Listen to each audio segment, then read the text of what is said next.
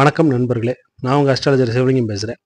நம்ம சேனலில் பல்வேறு விதமான ஜோதிட கருத்துக்களை பற்றி பார்த்துக்கிட்டே வர்றோம். அந்த வரிசையில் இன்றைக்கு தசாநாதன் தரக்கூடிய பலன்களை எவ்வாறு கணிப்பது அப்படிங்கிற பற்றி ஒரு விரிவான அலசலாக நம்ம பார்க்க போயிருந்தோம். நம்ம சேனலுக்கு முதல் முறை வந்திருந்தீங்கன்னா சப்ஸ்கிரைப் பண்ணிக்கோங்க, பக்கத்தில் இருக்க பெல் பட்டன் கிளிக் பண்ணிக்கங்க. அப்போ தான் நான் போடக்கூடிய வீடியோ உடனே உங்களை வந்து சேரும். சரி, வாங்க வீடியோக்குள்ளே போகலாம். ஒரு ஜாதகத்தை எடுத்த உடனே பலன் காண்பதற்கு தசா மிக மிக முக்கியமானது. லக்னம், லக்னாதிபதி மற்ற கிரக அமைப்பிற்கு பிறகு தசா பலனே ஒரு ஜாதகனை வழி நடத்துகிறது. ஒரு ஜாதகனுடைய குணாதிசயத்தை லக்னமும் லக்னாதிபதியும் ராசியும் நிர்ணயித்தாலும் கூட ஒரு ஜாதகன் அவருடைய தசாவை பொறுத்து, தசாநாதனை பொறுத்து அவருடைய குணங்கள் மாறுபாடு ஏற்படும். அதாவது ஒரு ஜாதகன் பார்த்தீங்கன்னா தசாநாதனுடைய கட்டுப்பாட்டில் அந்த தசா முழுக்கவே இருப்பார். ஆக அந்த தசாநாதனுடைய குணாதிசயங்கள் அந்த ஜாதகரிடம் நிச்சயம் வெளிப்படவே செய்யும். ஆக லக்னம், லக்னாதிபதி ராசிக்கு அடுத்து ஒரு ஜாதகருடைய குணாதிசயத்தை கூட நிர்ணயிக்கக்கூடிய அளவுக்கு தசாநாதன் மிக மிக பலமுள்ள கிரகமாகும். ஒரு கிரகத்தின் காரகத்துவ ரீதியான பலன்கள் பார்த்தீங்கன்னா அவருடைய ஜாதகருடைய வாழ்நாள் முழுவதும் கிடைக்கும். ஆனால் அந்த கிரகத்தின் ஆதிபத்திய பலன் அதன் தசாபுத்தியில மட்டுமே செயல்படும். ஸோ புரியும்படி சொன்னா, ஒரு ஜாதகத்துல குரு வலுத்து இருக்காருன்னு வைங்க, அந்த ஜாதகருக்கு பணப்பற்றாக்குறை எப்போதுமே இருக்காது. அதற்காக அவர் 6ஆம் அதிபதி 8ஆம் அதிபதி தசா நடக்கும்போது கூட குபேரனை போல இருப்பாருன்னு நம்ம எடுத்துக்க கூடாது. அத்தியாவசியமான தேவைக்கு பிரச்சனைகள் இருக்காது, வலித்து துடைத்து எடுக்காது அப்படிங்கிறத புரிந்து கொள்ள வேண்டும். குரு பார்த்தீங்கன்னா பேங்க் கடன், கௌரவ கடனை குறிக்கக்கூடியவர்.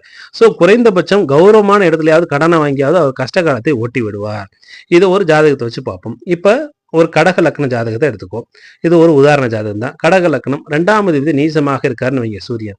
8ஆம் இடத்துல சனி இருக்காருன்னு வைங்க, 12ஆம் இடத்துல குரு. இந்த குரு வந்து புனர்பூசம் 3ஆம் பாதத்துல இருக்காருன்னு எடுத்துக்கிட்டோம்னா, அவரு புனர்பூசம் 4ஆம் பாதத்துல குரு வந்து உச்ச நிலையை அடையக்கூடியவர். அதனால கிட்டத்தட்ட அவர் உச்ச வீட்டிற்கு மிக அருகில இருக்கின்றார். குருவுடைய சுயசாரத்துல அவர் இருக்கின்றார். அதனால அதுவும் இல்லாம அங்க வர்க்கோத்தம நிலையை அடைகிறார். அதனால குரு பாத்தீங்கன்னா ரொம்ப ஸ்ட்ராங்கான பொசிஷன்ல இங்க இந்த ஜாதகத்துல இருக்கார். அதுக்கடுத்தாப்புல 2ஆம் அதிபதி ஆகிய சூரியன் 4ஆம் இடத்துல நீசம் பெறுகின்றார். 8ஆம் இடத்துல சனி அமர்ந்து 2ஆம் இடத்தை பார்க்கின்றார். சோ 2ஆம் இடம் வலு குறைந்து போகின்றது, வலு இழக்கின்றது. சனி தசாவே நடக்குதுன்னு எடுத்துக்கிட்டாலும் கூட இங்க ஜாதகரை ஏதோ ஒரு வேலைக்கு செல்ல வைத்து குறைந்த அளவாவது வருமானத்தை கொடுத்து குடும்பத்தை விட்டு பிரித்து, ஏன்னு கேட்டீங்கன்னா குடும்பத்தை விட்டு ஏன் பிரிக்கிறாருன்னா இங்க 2ஆம் இடத்தை சரி பார்ப்பார். அது மட்டும் இல்லாம இங்க 7ஆம் அதிபதி ஆகிய சனி 8ஆம் இடத்துல மறைவு பெற்று இருப்பார். ஒன்று, ஜாதகர் வந்து குடும்பத்தின் மேல அதிகமாக பற்றும் பாசம் வைத்திருந்தாருன்னா நிச்சயமாக குடும்பத்தை விட்டு தூரமாக நகர்த்தி செல்வார். அப்படி இல்லை, ஜாதகர் வந்து குடும்பத்துல வேற ரொம்ப அட்டாச்சா இல்லை, ஏனோ தானோன்ற நிலைமையில இருக்காருன்னா அது கொஞ்சமாவது விட்டு வைப்பார் குடும்பத்தோட.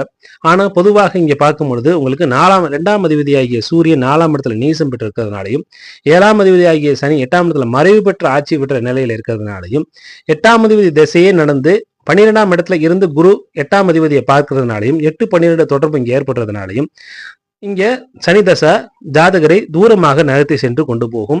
இங்க ஜாதகரும் பாத்தீங்கன்னா சாப்பாடு, வீட்டு சாப்பாடு கிடைக்காத இருக்கக்கூடிய நிலைமையில ஜாதகர் வாழக்கூடிய நிலையில் உண்டு பண்ணுவார். ஏன், இங்க 4ஆம் அதிபதியா 4ஆம் இடத்துல பாத்தீங்கன்னா நீச சூரியன் அமர்ந்திருப்பதும், 8ஆம் இடத்துல 9ஆம் அதிபதியாகிய குரு 12ஆம் இடத்துல மறைவு பெறுவதும், அதாவது 4, 9 2ஆம் இடம் 2 பாவமும் பாதிக்கப்படக்கூடிய அமைப்புல இருக்கிறதுனால இங்க ஜாதகர் ரொம்ப சொகுசான வாழ்க்கையை வாழ முடியாது. கஷ்ட ஜீவிதமாக ஜாதகரை வாழ வைக்கக்கூடிய சூழ்நிலைகள் ஏற்படும். குழந்தைகளுக்காக நிறைய செலவு செய்யக்கூடிய நிலைகள் ஜாதகருக்கு ஏற்படும். இங்க 12ஆம் அதிபதியாகிய புதனே 5ஆம் இடத்துல நிற்காருன்னு வைங்க. ஆக 12ஆம் அதிபதியாகிய புதனே 5ஆம் இடத்துல நின்றிருந்தாருன்னு சொன்னா இங்க குழந்தைகளின் வழியாக விரயங்கள் அப்படிங்கறத உறுதி செய்து கொள்ளலாம். மேலும் பாத்தீங்கன்னா குரு வந்து கௌரவத்திற்கு அதிபதியாக இருக்கக்கூடியவர், கௌரவத்திற்கு காரகராக இருக்கக்கூடியவர். சோ குரு வலுத்து இருக்கக்கூடிய ஜாதகத்துல பாத்தீங்கன்னா கௌரவம் என்னைக்கும் பாதிக்காது. லக்னத்துல குரு இருப்பவர்களை பாத்தீங்கன்னா கௌரவத்துக்காக எதுவும் செய்யக்கூடியவர்களாக இருப்பார்கள். கௌரவத்தை என்னைக்குமே விட்டு கொடுக்க மாட்டாங்க. தன்னுடைய பேரு புகழ ரொம்ப முக்கியம்னு நினைக்கக்கூடியவராக இருப்பாங்க. நம்மளை யாரும் குறை சொல்லிடக்கூடாதுன்னு நினைக்கக்கூடியவராக இருப்பாங்க. அவங்கள அதே போல அவங்க நடந்துக்கவும் செய்வாங்க. அதே போல குரு பாதிக்கப்படும் பொழுது கௌரவ குறைச்சல் ஏற்பட்டுவிடும். 8ஆம் அதிபதி தசாபதி நடக்கும் பொழுது குருவும் பாதிக்கப்பட்டிருந்தா சொன்னா நிச்சயமாக அவமானங்கள் தேடி வரும். இதுக்கு விதிவிலக்கு என்னன்னு பாத்தீங்கன்னா, லக்னமும் லக்னாதிபதியும் வலுவாக இருந்துச்சுன்னா ஓரளவுக்கு அந்த அவமானங்களை ரொம்ப அதிக அளவுல பாதிப்பு இல்லாம தப்பிக்கலாம். பொதுவாகவே பாத்தீங்கன்னா துலா லக்னத்திற்கு குரு தசை நடக்கும் பொழுது நேம ஸ்பாயில் பண்ணக்கூடிய நிலையை குரு கொடுப்பார். ஏன்னு கேட்டீங்கன்னா, குரு நேம ஸ்பாயில் பண்றது மூலமாக அதிகமான மன உளைச்சல்களை தரக்கூடிய நிலையை உண்டு பண்ணுவார். 6ஆம் இடமே அதிகமான கடுமையான மன உளைச்சல்களை குறிக்கக்கூடிய பாவகமாகும். பொதுவாகவே துலா லக்னத்துக்காரங்க அவங்க விஷயத்துல அவங்க கரெக்டாக இருப்பாங்க. யாரும் குறை சொல்லிடக்கூடாதுன்னு நினைப்பாங்க. அந்த காரணத்துக்காகவே குரு என்ன செய்வார்னு சொன்னா, அவர்களுடைய கௌரவத்தை கெடுத்து மன துயரத்தை, மன துன்பத்தை தரக்கூடிய நிலையில அவர் கொண்டு போவார் ஜாதகரை. சரி, டாபிக் விட்டு தூரமாக போய்விட வேண்டாம். அதாவது காரகம் வாழ்நாள் முழுவதும் நடக்கும், ஆதிபத்தியம் தசா முழுவதும் நடக்கும். இதை எம்பசைஸ் பண்ணத்தான் நான் இவ்வளவு தூரத்துக்கு நீண்ட விளக்கமாக ஒரு ஜாதகத்தை வச்சு நம்ம பேசணும். சரி, அந்த வகையில தசாபலங்கள் எப்படி ஆராய வேண்டும் என்பதை விரிவாக பார்ப்போம். தசாநாதன் தசாநாதன் அந்த லக்னாதிபதிக்கு நட்பு கிரகமா பகை கிரகமா என்பது மிக மிக மிக முக்கியமான ஒரு பாயிண்ட் ஆகும். தசாநாதனுடன் சேர்ந்த கிரகம், இணைந்த கிரகம், பார்த்த கிரகங்கள் யார் யார், அவர்கள் அந்த லக்னாதிபதிக்கு நட்பு கிரகமா பகை கிரகமா, தசாநாதன் பெற்ற ஆதிபத்தியங்கள் என்ன என்ன, தசாநாதன் லக்னத்திற்கு எந்த வீட்டில் அமர்ந்திருக்கின்றார், தசாநாதனின் ஸ்தான வலு என்ன, அவர் உச்ச வீட்டில் இருக்காரா, அதி உச்சமா உச்ச வீட்டில் இருக்காரா, அதிநட்பா, நட்பா, சமமா, பகையா, நீச்சமா, வர்க்கோத்தம நிலையில இருக்காரா, இல்ல கிரகணம் அடைந்திருக்காரா, இல்ல அஸ்தமனமாயிருக்காரா, வக்கரமாயிருக்காரா, கிரக யுத்தத்துல இருக்காரா, பரிவர்த்தனை ஆயிருக்காரா, இதுல எந்த நிலையில தசாநாதன் இருக்கின்றார், தசாநாதன் பெற்றுள்ள சாரம் எது, சாரநாதன் எந்தெந்த வீட்டிற்கு அதிபதியாக வருகின்றார், அவர் சாரநாதன் எந்த வீட்டில் அமர்ந்திருக்கின்றார், தசாநாதனுக்கு வீடு கொடுத்தவனின் வலு என்ன, இவை அனைத்தும் கவனித்து தசாநாதனின் பலனை நிர்ணயம் செய்ய வேண்டும்.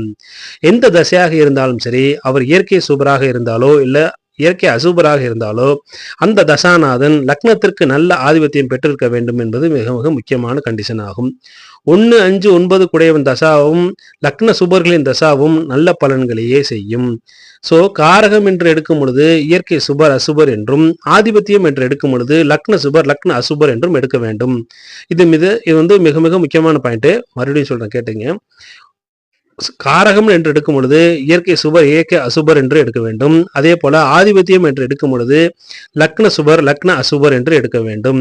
உதாரணத்துக்கு துலா லக்னமே எடுத்துக்கோங்க. துலா லக்னத்துக்கு சனி இயற்கை சனி இயற்கை அசுபராக இருந்தாலும் துலா லக்னத்திற்கு அவர் லக்ன சுபராக வந்து விடுவார். அதே போல குரு இயற்கை சூப்பராக இருந்தாலும் துலா லக்னத்திற்கு அங்க குரு லக்ன அசுபராக வந்து விடுவார். அங்க பலன்களில் மாறுபாடுகள் ஏற்படும். இயற்கை சுபர் லக்ன அவயோகியாக வரும் பொழுது தனது நல்ல காரகத்துவத்தின் வழியாக தீமைகளை செய்வார். அங்க மிக முக்கியமான அமைப்பு. லக்ன சுபர் இயற்கை அசுபராக இருந்த போதிலும் கூட தனது பலவீனமான அல்லது மோசமான காரகத்துவத்தின் வழியாக கூட நன்மைகளை செய்து விடுவார். ஆக நாம் இதே உதாரணத்துக்கு வாங்க. சனி இயற்கை அசுபர், அவர் லக்ன சுபராக செயல்படும் பொழுது பாத்தீங்கன்னா பழைய சாமங்களை வைத்தோ அல்லது ஒரு ஹார்பிக் ஹோல்சேல் டீலராக செயல்பட வைத்தோ கூட ஜாதகரை வெற்றியடைய வைத்து விடுவார். அதாவது அவருடைய காரகத்துவத்தின் வழியாக ஜாதகருக்கு நன்மைகளை செய்து ஜாதகரை உயர்த்தி விடுவார். இதை சொல்வதற்காகத்தான் மீன் வித்த காசு நாராது என்று சொல்லப்பட்டது. 5 ஸ்டார் ஹோட்டல்ல ஒரு பஃபேல சாப்பிட போகும் பொழுது நீங்க எந்த வகையில காசு சம்பாதிச்சு கொண்டு வந்தீங்கன்னு யாரும் கேட்க போறது இல்லை. Source is not important, ultimate goal is important. ஆக சனி எந்த வகையில காசை கொடுத்தாலும் சரி, சனி அவரால் முடிந்த அளவுக்கு அவர் லக்ன யோகராக லக்ன சுபராக செயல்படும் பொழுது ஜாதகரை உயர்த்தி விடவே செய்வார். என்ன, அவர்கிட்ட இருக்கிறத வச்சு அவர் கொடுப்பாரு. அவருடைய காரகத்துவத்தின் வழியாக உயர்வுகளை கொடுப்பார். அதே போல என்னதான் இயற்கை சுபராக இருந்தாலும் கூட லக்ன அசுபராக வரும் பொழுது அதே சுபகிரகங்கள் தனது காரகத்துவத்தின் வழியாகவே ஜாதகரை அலக்கழித்து விடும். உதாரணத்துக்கு இப்ப நிறைய பேர் பாத்தீங்கன்னா சினிமா மோகத்திலே போய் அலைய வைக்கும். இந்த மாதிரி அமைப்பெல்லாம் பாத்தீங்கன்னா தனுசு லக்னம் மீன லக்னத்திற்கு சுக்கிரன் அதிபதியாக 6க்கும் 8க்கும் அதிபதியாக வரும் பொழுது சினிமான்னு மோகத்திலே கொண்டு போய் ஜாதகரை வீணாக அலக்கழிக்க வைத்து விடுவார். ஆக அங்க சுக்கிரன் இயற்கை சூப்பராக இருந்தாலும் அங்க அவருடைய காரகத்துவத்தின் வழியாக அவர் லக்ன அசுபராக வர்றதுனால அவருடைய காரகத்துவத்தின் வழியாக ஜாதகரை மதியை மயக்கி அவருடைய வாழ்க்கையை 20 வருஷ தசா காலங்களிலும் ஜாதகருடைய வாழ்க்கையை வீணாக்கி அவருடைய இளமை காலங்கள் வாழ்க்கையை எல்லாத்தையுமே நாசமாக்கி விடுவார். ஆக இது போலதான் இயற்கை சுபர்கள் அவர்களுடைய காரகத்துவத்தின் வழியாகவும் கெடுதல்கள் செய்வார்கள். இயற்கை அசுபராக இருக்கும்போது அவர்கள் அவருடைய காரகத்துவத்தின் வழியாகவும் ஜாதகரை வெற்றியடைய வைப்பார்கள். ஆக source is not important, ultimate goal is important. ஜாதகர் வாழ்க்கையில வெற்றி அடைகிறாரா இல்லையா என்பதை மிக முக்கியமாக பார்த்து கொள்ள வேண்டும். 6, 8, 12ஆம் அதிபதிகள் தசையோ அல்லது பாதகாதிபதிகளின் தசையோ மாரகாதிபதிகளின் தசையோ அல்லது கேந்திர ஆதிபத்தியின் தோஷம் பெற்ற கிரகங்களின் தசையோ கிரகத்துவத்தில் இருக்கக்கூடிய கிரகத்தின் தசையோ நல்லது செய்யாது. கெடுபலன் தான் தரும். இதில் அந்த தசாநாதன் பெற்றுள்ள வலுவை கவனிக்க வேண்டும். தசாநாதன் முழு சுதந்திரமாய் செயல்படும் அமைப்புல இருந்தார்னு சொன்னா கெடுபலன்களை அதிகமாக செய்து விடுவார்.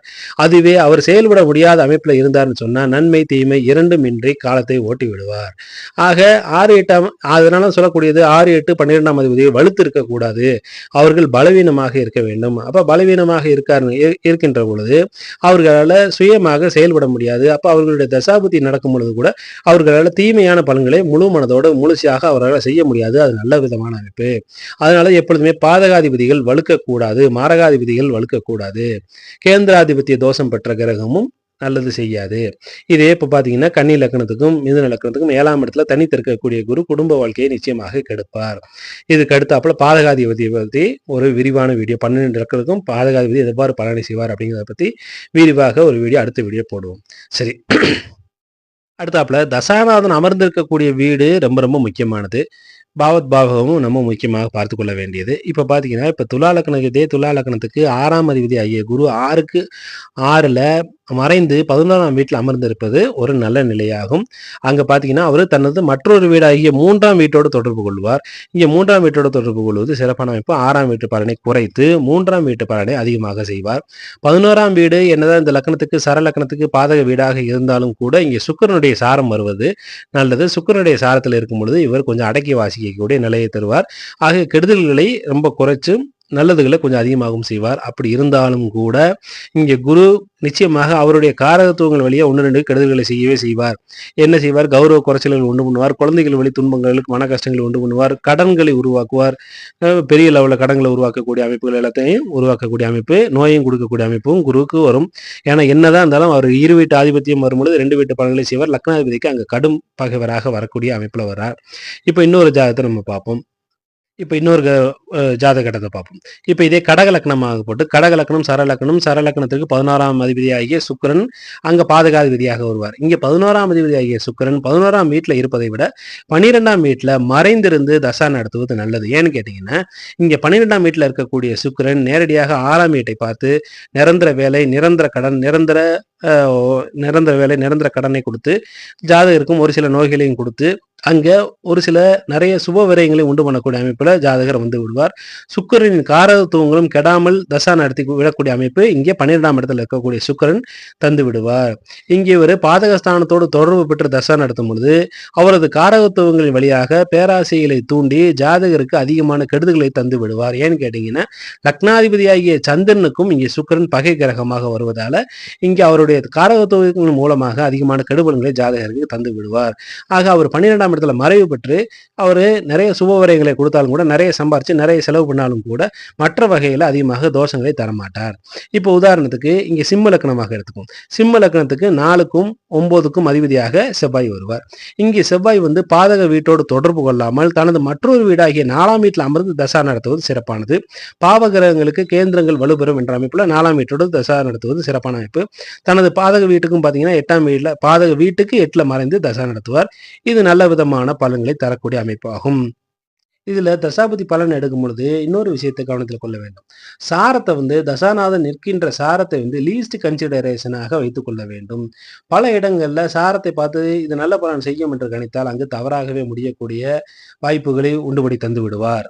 இப்ப உதாரணத்துக்கு இது 1983ல பிறந்த ஜாதகமாகும். துலா லக்ன ஜாதகம். லக்னத்துல சனி இருக்கார். 2ஆம் இடத்துல குரு.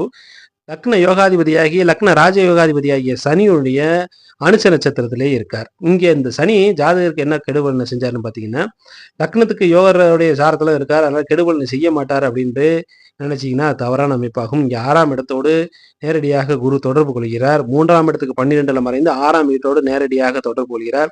அதனால குரு தசை பார்த்தீங்கன்னா குழியை தோண்டி ஆழமாக தள்ளி ஒரு லோடு மண்ணையும் போட்டு ஜாதகரை மூடிவிட்டது. கடன், தொடர்ச்சியான நோய், குடும்பம் கெட்ட அமைப்பு, வம்பு வழக்கு அனைத்து பிரச்சனையும் ஜாதகருக்கு இந்த குரு தசை கொடுத்தது முழுமையாக. ஆக சாரத்தை மட்டும் வைத்து பலனை எடுக்கக்கூடாது, பலனை முடிவு செய்யக்கூடாது. அதனால தான் நான் அந்த லிஸ்ட்ல படிக்கும் பொழுது கூட உங்களுக்கு தசாநாதன் வாங்கி இருக்கக்கூடிய சாரம் எந்த சாரம், அவர் வீடு எந்த வீட்டில் அமர்ந்திருக்கிற சாரநாதன் எந்த வீட்டுக்கு அதிபதி, அந்த சாரநாதன் அமர்ந்திருக்கக்கூடிய வீடு எதுங்கிற கண்டிஷனை கடைசியாக படித்தேன். ஆக சாரத்தை வந்து மிக முக்கியமான ஒரு விஷயமாக எடுக்கக்கூடாது. அதை ஒரு கன்சிடரேஷனுக்காக வைத்துக்கொள்ள வேண்டும் ஒழிய அதை வைத்து முழுமையாக முடிவு எடுத்துக்கக்கூடாது. இன்னொரு உதாரணத்தையும் பார்ப்போம். இப்போ உங்களுக்கு விருச்சிக லக்னம். விருச்சிக லக்னத்துக்கு பார்த்தீங்கன்னா 2ஆம் இடத்துல புதன் நிற்கின்றார். இந்த 2ஆம் இடத்துல இருக்கக்கூடிய புதன் அஷ்டமாதிபதியாகிய புதன் 2ஆம் இடத்துல அமர்ந்திருக்கின்றார். இங்க 2ஆம் இடத்துல 10ஆம் அதிபதியாகிய சூரியனுடைய சாரத்திலே இங்க உட்கார்ந்துருக்கான்னு வைங்க. உத்திராட நட்சத்திரத்துல சாரத்திலே இருக்கார். சாரத்துல உத்திராட நட்சத்திரத்துடைய 10ஆம் அதிபதியுடைய சாரத்துல இருந்தாலும் கூட ஜாதகரை தூரமாக நகர்த்தி கொண்டு போய் குடும்பத்தை விட்டு பிரித்து இருப்பதை எல்லாம் விரயமாக்கி கடுமையான துன்பத்தை கொடுக்கக்கூடிய அமைப்புல ஜாதகருக்கு கொடுத்தது. ஆக இங்கே சாரமும் இங்கேயும் வேலை பார்க்கவில்லை. இன்னொரு ஜாதகம் உதாரணத்துக்கு போடுறேன். இப்ப இது பாத்தீங்கன்னா உங்களுக்கு மகர லக்ன ஜாதகம். மகர லக்ன ஜாதகத்துக்கு 5க்கும் 10க்கும் அதிபதி ஆகிய சுக்கிரன்.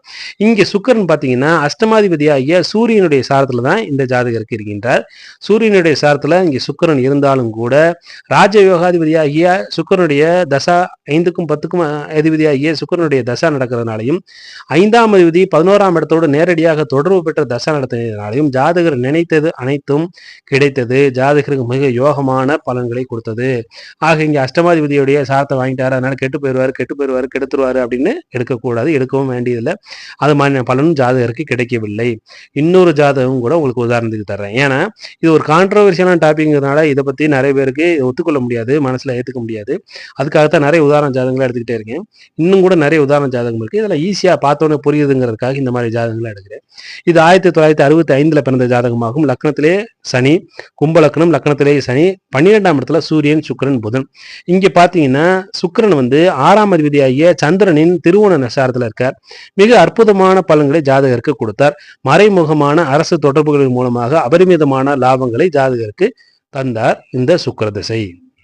அபரிமிதமான லாபத்தையும் கொடுத்து நிறைய விரயங்களையும் கொடுக்கக்கூடிய அமைப்புல வந்து விட்டார். ஏன்னா 12ஆம் இடத்துல இருக்கக்கூடிய சுக்கிரன் விரயத்தையும் கொடுப்பார் என்பதை மனதில் நிறுத்திக் கொள்ள வேண்டும். அப்படி இருந்தாலும் கூட ஜாதகருக்கு எந்த விதமான நோய் தொந்தரவையும் கொடுக்கவில்லை, கடன் பிரச்சனையும் கொடுக்கவில்லை. பணம் வந்து சரளமாக பணம் புழங்கக்கூடிய நிலைமை சுக்கிர திசையில ஜாதகருக்கு இருந்தது என்பதை மறந்துவிடக்கூடாது. ஏன்னா இங்க 6ஆம் அதிபதியுடைய சாரத்தில் இருக்கார். அங்க கடன் நோய் ஒம்பு வழக்கு கொடுக்கும்னா எந்த ஒம்பு வழக்கையும் மாட்டல. அப்போ அற்புதமான பலன்களை சுக்கிரன் கொடுத்தார். சரி, அதுக்கடுத்து மிக முக்கியமான பாயிண்ட் என்னன்னு பார்த்தீங்கன்னா, எந்த கிரகத்தோடு தசாநாதன் தொடர்பு கொள்கின்றாரோ அப்படிங்கிறது ரொம்ப ரொம்ப முக்கியமானதாகும். அது அதிகபட்ச இன்ஃப்ளூயன்ஸை செய்யக்கூடியதாக இருக்கும். உதாரணத்துக்கு மதுரை டு சென்னை நீங்கள் டிராவல் பண்ணுறீங்கன்னு வைங்க. உங்களுக்கு ஆன்மீகம் பிடிக்கும், அரசியல் சுத்தமாக பிடிக்காது, என்னென்ன தெரியாது. ஆனாலும் கூட உங்களுக்கு அருகில் இருக்கக்கூடிய 2 பேர் அரசியல் பற்றி மும்மரமாக பேசிக்கொண்டு வருகின்றார்கள் வைங்க. உங்களுக்கு பிடிக்குதோ இல்லையோ, புரியுதோ இல்லையோ, அந்த பேச்சு முழுமையாக உங்களை ஆக்கிரமித்திருக்கும் சிறிது காலத்திற்கு, சிறிது நேரத்திற்கு. அதில் இருந்து நீங்கள் நினைத்தாலும் தப்பி ஓட முடியாது. அதே போல தான் கிரகங்கள் ஒரு ராசி கட்டத்தில் அமர்ந்திருக்கும் பொழுது தங்களோடு இணைந்த பார்த்த கிரகங்களின் ஆதிபத்திய பலன்களையும் காரகத்துவ பலன்களையும் தனது தசாவில நிச்சயமாக செய்யும். அதனுடைய இன்ஃப்ளூயன்ஸ், இணைந்திருக்கக்கூடிய கிரகங்களின் இன்ஃப்ளூயன்ஸ் தசாநாதனி மேல அதிகபட்சமாக இருக்கும். உதாரணத்துக்கு இப்போ உங்களுக்கு ஒரு ஜாதகம் விருச்சிக லக்னம். விருச்சிக லக்னத்துக்கு 2ஆம் இடத்துல சூரியன், 8ஆம் இடத்துல குரு அமர்ந்திருக்கின்றார். இங்கே 5ஆம் அதிபதியாகிய குருவினுடைய பார்வை சூரியனுக்கு விழுந்தது. 7ஆம் பார்வையாக சூரியனுக்கு விழுந்தது. இந்த சூரிய திசை ஜாதகருக்கு புத்திர யோகத்தை கொடுத்தது. காரணம், இங்க 5ஆம் அதிபதி குரு, புத்திரகாரகனாகிய குருவினுடைய பார்வை சூரியனுக்கு வந்ததுனால சூரிய தசா சுய புத்தியிலேயே ஜாதகருக்கு குழந்தையை கொடுத்தது, புத்திர யோகத்தை கொடுத்தது. அதனால பார்க்கின்ற கிரகங்கள், இணைந்த கிரகங்கள் தனது ஆதிபத்திய காரகத்துவ பலனை தசாநாதனுக்கு உள்ளே செலுத்தும் என்பதை நினைவில் கொள்ள வேண்டும். சரி, இன்னொரு கேள்வி இப்போ வரும். ஒரு கிரகம் தனது தசாவுல ஆதிபத்திய பலனை மட்டும்தான் தருமா அப்படின்னு கேட்டா இல்ல. ஒரு கிரகம் தனது தசாவுல தனது ஆதிபத்திய பலனையும் தரும், காரகத்துவ பலனையும் நிச்சயமாக தரும். ஏற்கனவே நம்ம இந்த வீடியோ ஆரம்பத்திலே பார்த்தோம். காரகத்துவ ரீதியிலான பலன்கள் நடக்கிறதுனால தான் வந்து ஒருத்தருடைய தசை நடக்கும் பொழுது அந்த தசையினுடைய காரகத்துவங்களுக்கு ஏற்ற மாதிரி ஜாதகனுடைய குணாதிசயமே மாறுது அப்படிங்கிறத பார்த்தோம். உதாரணத்துக்கு இப்ப சூரிய தசை நடக்குதுன்னு வைங்க ஒரு ஜாதகருக்கு. அவருக்கு கண்டிப்பாக ஒரு நல்ல வேலையில இருந்தாருன்னு சொன்னா, கவர்மெண்ட் வேலை மாதிரி இருந்தாருன்னு சொன்னா அவர் ப்ரொமோஷன் வாங்கி போகணுங்கிற மாதிரியான எண்ணங்கள் அதிகமாக வரும். அதே இல்லை ஒரு பிரைவேட் ஜாப்ல இருக்காரு, ஒரு மோசமான வேலை இருக்காரு அப்படின்னா அவர் நிச்சயமாக அவருக்கு ஒரு சுய தொழில் தொடங்கணுங்கிற மாதிரியான எண்ணங்கள் அதிகமாக இருக்கு. நாமளும் ஒரு முதலாளி ஆகணும், நமக்குன்னு ஒரு சுய தொழில் வேணுங்கிற மாதிரியான எண்ணங்களை ஜாதகருக்கு உண்டு பண்ணும், நிச்சயமாக உண்டு பண்ணும். இப்ப குரு திசையில ஒரு ஜாதகருக்கு நடக்குதுன்னு சொன்னா அவருக்கு அவர் சார்ந்த மதத்தின் மேல அதிகமாக பற்றுதலும் ஆன்மீகத்துல நாட்டங்களை உண்டு பண்ணக்கூடிய அமைப்பாக இருக்கும். கௌரவமாக நடந்துக்கணும், 4 பேருக்கு அட்வைஸ் பண்ணணும், நம்முடைய அனுபவம் 4 பேருக்கு உதவி செய்யக்கூடிய அமைப்பாக இருக்கணுங்கிற மாதிரியான எண்ணங்கள் எல்லாம் ஜாதகருக்கு உண்டு பண்ணும். ஆக ஒரு கிரகம் தனது தசாவில் ஆதிபத்திய பலனையும் தரும், காரகத்துவ பலனையும் தரும். அதோடு சேர்த்து தன்னோடு இணைந்த பார்த்த கிரகத்தின் ஆதிபத்திய பலனையும் காரகத்துவ பலனையும் சேர்த்து தரும். இதுல சந்தேகமே வேண்டாம். உதாரணத்துக்கு இப்போ உங்களுக்கு விருச்சிக லக்கணமாக போட்டுக்கோ. விருச்சிக லக்கண ஜாதகம் 7ஆம் இடத்துல குருவும் சனியும் இணைந்து இருக்குதுன்னு வைங்க. இப்ப குரு தசா நடக்குதுன்னு சொன்னா 2க்கும் 5க்கும் அதிபதியாகிய குரு தசாவும் 3க்கும் 4க்கும் அதிபதியாகிய சனியினுடைய இணைவோடு இருக்கிறதுனால இங்க எல்லாமே செயல்படும். குரு தசா 2ஆம் அதிபதியாக இருக்கிறவர் 5ஆம் அதிபதியாக இருக்காரு. 3ஆம் அதிபதியோடையும் 3க்கும் 4க்கும் அதிபதியாகிய சனியோடையும் தொடர்பு கொள்றாரு. அதோடு இங்க லக்னத்துக்கும் 6க்கும் அதிபதியாகிய செவ்வாயோட தொடர்பும் குருவுக்கு 4ஆம் பார்வையாக, செவ்வாயோட 4ஆம் பார்வையாக குருவுக்கும் விழுகின்றது. ஆக இது அனைத்து பலனையும் குரு இங்கே தருவாரு. இங்க பாத்தீங்கன்னா சுக்கிரன் குருவோட பரிவர்த்தனையும் ஆகிக்கின்றார். ஆக சுக்கிரனுடைய ஆதிபத்தியம் என்னென்ன 7, 12. ஆக இந்த அனைத்து பாவகத்தினுடைய பலனையும் குரு தருவார் தன்னுடைய தசாவில. ஆக 2, 5, 3, 4, 1, 6, 7, 12 இந்த அத்தனை பாவகத்தினுடைய தொடர்பும் இந்த குருவுக்கு இங்கே ஏற்படும். ஆக இந்த விஷயத்துல தான் நாம தசா பலனை கணிக்கும் பொழுது மிக கஷ்டமான அனுபவம் வாய்ந்த அமைப்பாக தேவைப்படுகிறது. ஏன்னா இவன் அனைத்தின் பலனையும் அவர் தசாவில் கிடைக்கக்கூடிய அமைப்புகளை விடுவார். இதோடு சேர்த்து குருவினுடைய காரகத்துவங்களோடு சேர்த்து சனியினுடைய காரகத்துவம், சுக்கிரன் செவ்வாயுடைய காரகத்துவம் கிடைக்கக்கூடிய அமைப்பு ஜாதகருக்கு ஏற்படும். அப்ப ஆதிபத்தியம் காரகத்துவம் இரண்டுமே கிடைக்கும்னா முதல்ல எதை தசாநாதன் தருவார் அப்படிங்கிறத பார்த்தோம்னா, எந்த கிரகமும் சுப கிரக தொடர்பு ஏற்படும் பொழுது தனது காரகத்துவ பலனை முதலில் செய்வார்கள். அடுத்ததாக தனது ஆதிபத்திய பலனை தருவார்கள். இப்ப இங்க உதாரணத்துக்கு அதே விருச்சிக லக்னம் இங்க பௌர்ணமி சந்திரன் இருக்காருன்னு வைங்களேன். 8ஆம் இடத்துல அதுக்காக சூரியனை போட்டிருக்குது. பௌர்ணமி சந்திரன் அதாவது நல்ல ஒளிமிக்க சந்திரனாக அடுத்தாப்புல வரக்கூடிய அமைப்புல பௌர்ணமி நோக்கி போய்கிட்டு இருக்கக்கூடிய சந்திரனுடைய பார்வையில குரு வர்றாருன்னா, இங்க குரு பாத்தீங்கன்னா முதல்ல குரு தசாவில முதல்ல குரு தனது காரகத்துவ பலன்களை செயல்படுத்த தொடங்குவார். ஏன்னா இங்க குரு சந்திரன் இரண்டுமே பாத்தீங்கன்னா குழந்தை பாக்கியத்தை தரக்கூடிய அமைப்புல விடுவார். 5ஆம் அதிபதி குரு, 9ஆம் அதிபதி சந்திரன். ஆக முதல்ல எடுத்த உடனே குழந்தை பாக்கியத்தை கொடுக்கக்கூடிய அமைப்புல விடுவார்.